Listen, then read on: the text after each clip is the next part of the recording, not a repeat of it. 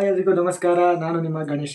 ಎಲ್ಲರಿಗೂ ಒಂದು ಡೌಟ್ ಇರುತ್ತೆ, ಕಾಮನ್ ಡೌಟ್. ಅದೇನು ಅಂದರೆ OBC EWS SC and ST ಸರ್ಟಿಫಿಕೇಟ್ನ ಎಲ್ಲಿ ಮಾಡಿಸೋದು, ಯಾವ ಥರ ಮಾಡಿಸೋದು ಅಂತ. ಅದಕ್ಕೆ ನಾನು ಇವತ್ತು ಫುಲ್ಲು ನಿಮ್ಮೆಲ್ಲ ಡೌಟ್ಸ್ನ ಕ್ಲಾರಿಫೈ ಮಾಡೋಕೆ ಹೋಗ್ತಿದ್ದೀನಿ. ಯಾರು UPSC 2026ಗೆ ಬರೀಬೇಕು ಅಂತ ಅಂದ್ಕೊಂಡಿದ್ದೀರೋ, UPSC ಮಾತ್ರ ಅಲ್ಲ ಮತ್ತು ಅದರ್ ಕಾಂಪಿಟೇಟಿವ್ ಎಕ್ಸಾಮ್ಸ್ ಯಾರು ಬರೀಬೇಕು ಅಂತ ಅಂದ್ಕೊಂಡಿದ್ದೀರೋ, ಇದು ಮಸ್ಟ್ ಆ್ಯಂಡ್ ಶುಡ್ ನೀವು ನೋಡಲೇಬೇಕು. ಏಕೆಂದರೆ OBC ಸರ್ಟಿಫಿಕೇಟು ಈ ಡೇಟ್ ಒಳಗಿರಬೇಕು. Date 1/4/2025 last date of application. ನೀವು ಯಾವ್ದು ಆಗ್ತಿರಲ್ಲ ಆ ಅಪ್ಲಿಕೇಶನ್ ಲಾಸ್ಟ್ ಡೇಟ್ವರೆಗೂ ಒಳಗಿರಬೇಕು. ಆ್ಯಂಡ್ ಸರ್, ನೀವು ಕೇಳಿದರೆ ಇನ್ಕಮು ಮತ್ತು OBC certificate, EWS certificate, SC ST certificate ಒಂದೇ ಅಂತ ಕೇಳಿದರೆ ಅಲ್ಲ.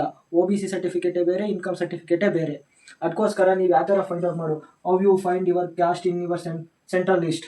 ಅದಕ್ಕೋಸ್ಕರ ನೀವು NCBC ವೆಬ್ಸೈಟ್ಗೆ ಹೋಗಿ ಅಲ್ಲಿ ನಿಮ್ಮ ಕ್ಯಾಸ್ಟು ಅಲ್ಲಿ ಬರುತ್ತಾ ಚೆಕ್ ಮಾಡಿ. ಅಲ್ಲೇನಾರ ಬಂದರೆ ನೀವು OBC EWS SC ST ಸರ್ಟಿಫಿಕೇಟ್ನ ಮಾಡಿಸೋಕ್ಕೆ ಎಲಿಜಿಬಲ್ ಆಗಿದ್ದೀರಾ ಅಂತ.